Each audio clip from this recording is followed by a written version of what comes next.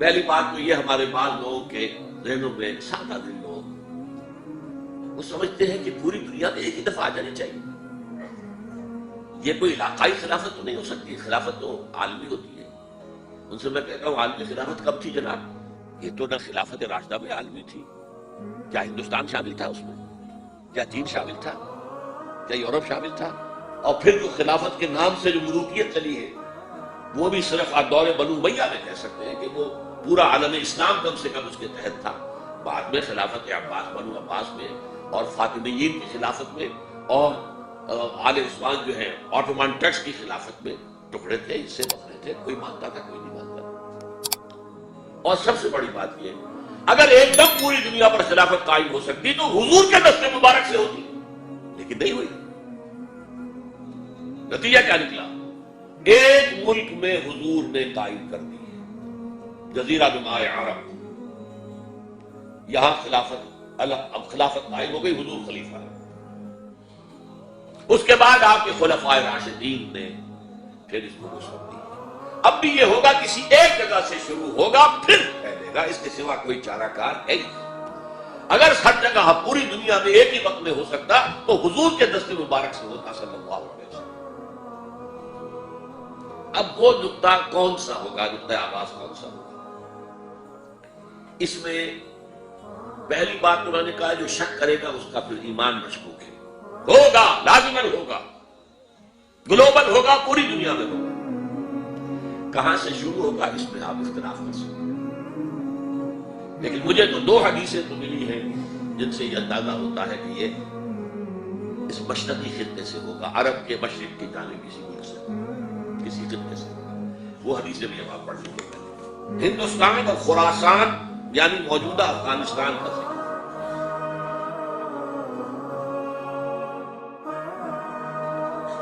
ابن ماجہ کی روایت ہے عن عبداللہ ابن الحارث رضی اللہ تعالی عنہ قال رسول اللہ صلی اللہ علیہ وسلم یخرج ناس من المشرق یؤطرون للمہدی یعنی سلطانہ، یعنی سلطانہ، دونوں طرح سے پڑھ سکتے ہیں.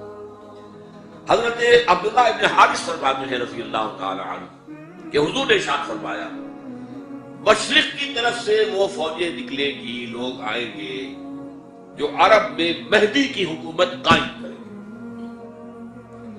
یہ مہدی کون ہوں گے اس کا ذکر میں ذرا بعد میں کروں گا، لیکن نوٹ کر لیجئے کہ مہدی سے پہلے لازماً کسی مشرقی علاقے کے اندر وہ نظام قائم ہو چکے گا، تب وہاں سے فوجیں آئیں گی. یہ مشرق کون سا ہے؟ عرب کے مشرق میں آپ چلیے ایران بھی آ جائے گا، افغانستان بھی ہے، پاکستان بھی ہے، اور اگر اسے اور توسیع ہے تو ہندوستان بھی ہے. یہ ہے عرب کا مشرق. اس سے فوجیں جائیں گی. اس کا کیا مطلب ہے کہ اس میں سے کسی جگہ پر نظام خلافت پہلے قائم ہو جائے گا تاکہ وہاں سے فوجیں جائیں گی جو جزیرہ نما عرب میں حضرت مہدی کی حکومت کو قائم کریں گی. اب دوسری حدیث سنیے. یہ سنن ابن ماجہ کی حدیث جو میں نے آپ کو سنائی، آپ نے پڑھی. دوسری عن ابی ہریرہ رضی اللہ تعالی عنہ، یہ ترمذی شریف کی روایت ہے. قال قال رسول اللہ صلی اللہ علیہ وسلم یخرج من خراسان رايات سود لا يردها شيء حتى تنصب بإيلیا. خراسان کے علاقے سے سیاہ جھنڈے لے کر فوجیں آئے گی، ان کا رخ کوئی موڑ نہیں سکے گا، ان کو پیچھے پھیر نہیں سکیں گے کوئی بھی، یہاں تک کہ وہ یروشلم میں جا کر جھنڈے نصب کر دیں. ایلیا حضور کے زمانے میں یروشلم کو کہتے تھے. یہ یروشلم تھا جب حضرت سلیمان کی حکومت تھی اور یہاں پر معبد سلیمانی، ہیکل سلیمانی قائم ہوا. پھر یہ یروشلم بھی رہا ہے تاریخ میں.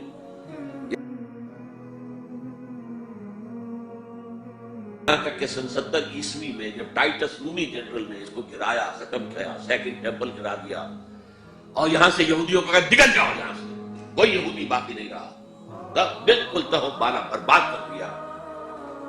اس کے کوئی 150 سال بعد ہیڈریان، رومن ایمپرر ہیڈریان، اس نے پھر دوبارہ آباد کیا اسے. 150 سال تک یہ بالکل بنجر اور بالکل غیر آباد پڑا. اب ہیڈریان نے جب آباد کیا تو اس کا نام ایلیا رکھا، اب یروشلم نام نہیں تھا۔ تو حضور کے زمانے میں پھر اس کا نام ایلیا تھا، اور اب اس سے کیا معلوم ہو رہا ہے کہ یہ یروشلم مسلمانوں کے قبضے سے اس وقت نکلا ہوا ہوگا۔ ایک دفعہ پہلے نکلا تھا، سن 1099 عیسوی میں مسلمانوں کے ہاتھ سے نکلا، کروسیڈرز عیسائیوں نے آ کر اس کو قبضے میں کیا، لاکھوں مسلمانوں کو مارا، قتل کیا۔ اس کو 1187 عیسوی میں واپس لیا ہے۔ کس نے لیا ہے؟ صلاح الدین ایوبی کرد۔ عرب کھوکھلے ہو چکے تھے، عربوں نے کھویا، واپس نہیں لے سکے، بہت حکومت کر چکے تھے، 400-500 برس کی حکومت کر کے، اور ان کے عیش اور ان کے آرام، اب ان میں جان نہیں تھی کہ وہ واپس لے سکے۔ واپس لینے والا گرم کرد خون تھا، صلاح الدین ایوبی۔ تو گویا کہ اب آپ سمجھئے کہ 88 برس تک عیسائیوں کا قبضہ رہا یروشلم۔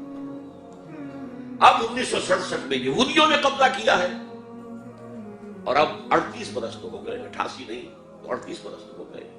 لیکن وہ دور آئے گا کہ اب پھر لیں گے، لینے والے عرب بھی نہیں ہوں گے، خراسان کے علاقے سے فوجیں آئیں۔ یہ خراسان کیا تھا؟ ایلیا تو میں نے آپ کو بتا دیا، یروشلم کے نام میں۔ خراسان اس زمانے میں ایک بہت بڑے ملک کو کہتے تھے۔ کچھ حصہ پاکستان کا بھی اس میں شامل ہے، کچھ حصہ ایران کا بھی ہے۔ ایران کے اس حصے کو اب بھی خراسان کہتے ہیں، وہ ایک صوبہ ہے۔ خراسان ایک صوبہ ہے ایران کا، چھوٹا سا۔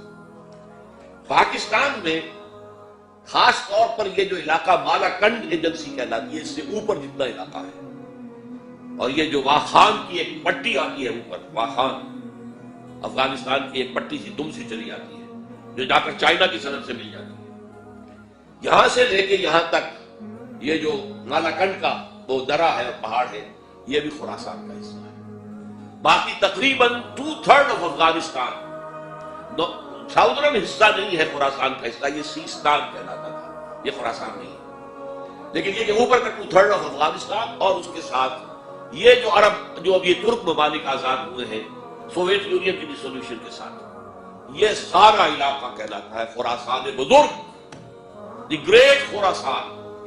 ایک مرتبہ ایک یہاں کا جو کاؤنسلیٹ ایران کا، وہ آئے تھے میرے پاس، ان کے ایک اہم آدمی، ان سے میں نے پوچھا خراسان، تو پہلے ان کا خراسان ہمارا ایک صوبہ ہے، کہتے ہیں مجھے خراسان، او خراسان بزرگ، وہ جو دی گریٹر خراسان کی بات کر رہے ہیں، وہ یہ تھا۔